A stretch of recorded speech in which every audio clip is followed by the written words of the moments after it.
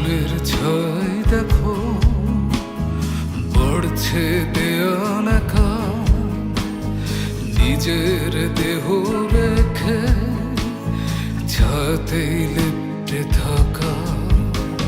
সূর্যের বেরম দেখে বলে মানুষের মাথা ব্যথা, ব্যথার আন্দোলনে মরে মগুজের